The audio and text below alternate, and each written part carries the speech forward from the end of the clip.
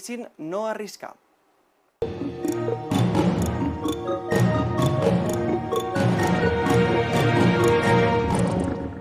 El Departament d'Educació de la Generalitat, en els seus estudis de règim especial, ha portat a terme la gala de lliurament dels reconeixements a les escoles.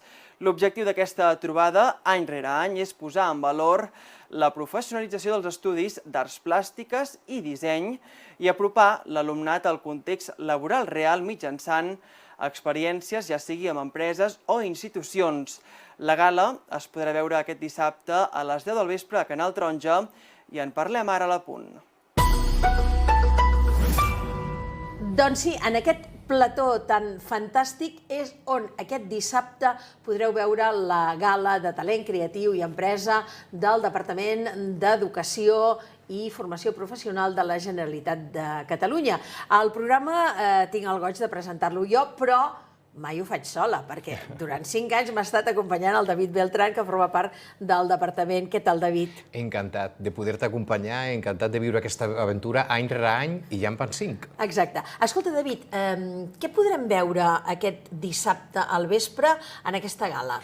Mira, Pilar, podrem veure un espectacle, una gala, un acte realment interessant. Tindrem 2 blocs ben definits. D'una banda, lliurarem els reconeixements a un programa que té el Departament d'Educació i Formació Professional que es diu Talent Creatiu i Empresa, que el que fa és posar en contacte empreses i institucions amb escoles d'art i disseny de Catalunya. En tenim més de 30 arreu de tot Catalunya. I fa 10 anys més que es fa. Fa 10 anys que es fa, efectivament.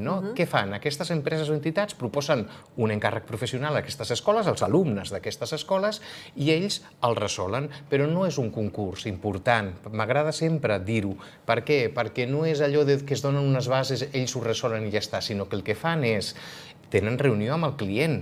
El client exposa què és el que vol. Tenen després una primera trobada amb primeres idees. Els alumnes exposen les seves idees i el client va donant orientacions, suggeriments, idees de si li agrada o no li agraden aquells elements d'aquell projecte professional. I hi ha després una tercera trobada. En aquesta trobada hi ha el projecte final. Què han fet els alumnes? Han recollit, a partir de les seves idees prèvies, més els consells, suggeriments del client, han fet un projecte adaptat a les seves necessitats. Què aconseguim amb això? Aconseguim que els alumnes vegin de primera mà el món laboral real, que és molt interessant per a aquests alumnes que estan estudiant cicles formatius de grau mitjà i superior.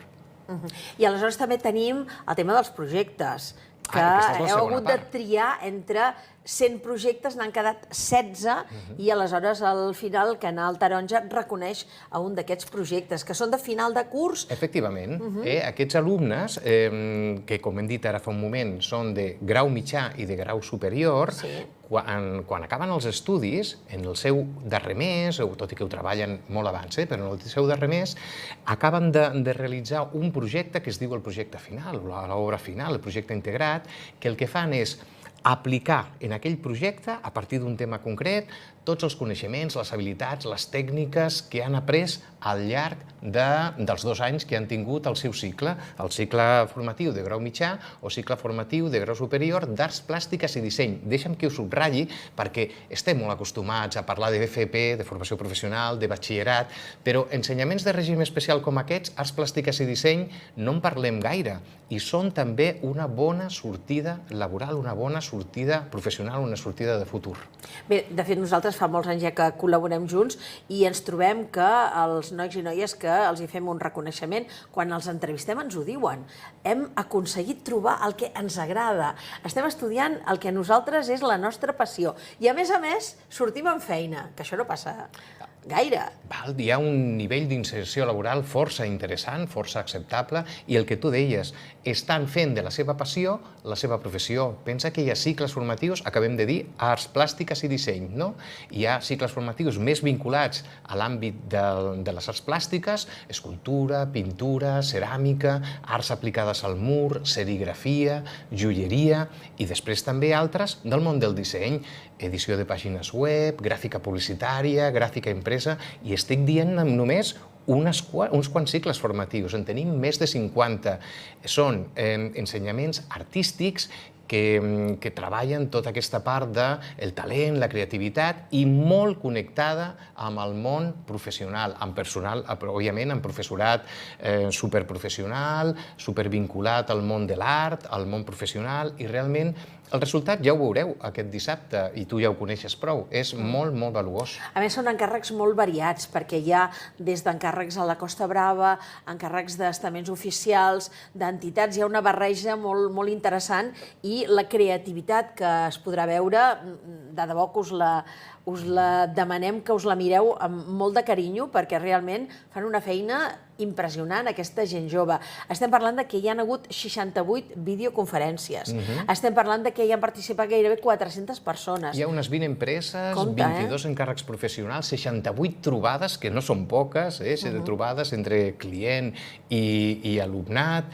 S'han presentat al voltant de 350, 400 projectes, i han participat més de 500 alumnes de 31 escoles d'arts plàstiques i disseny de Catalunya. Els números, és interessant dir-los perquè veiem la magnitud. I tant. I destacar l'agraïment no només a les empreses, sinó també als professors i als alumnes que treballen colze a colze per fer-ho realitat i que estan totalment implicats, i evidentment al departament la feina que fa. Per tant, David, només ens queda que en aquest mateix plató, que fa molt goig, el dissabte a les 10 del vespre connecteu amb nosaltres, amb Canal Taronja, per veure aquesta gala que de debò us encantarà. Gràcies, David. Un plaer.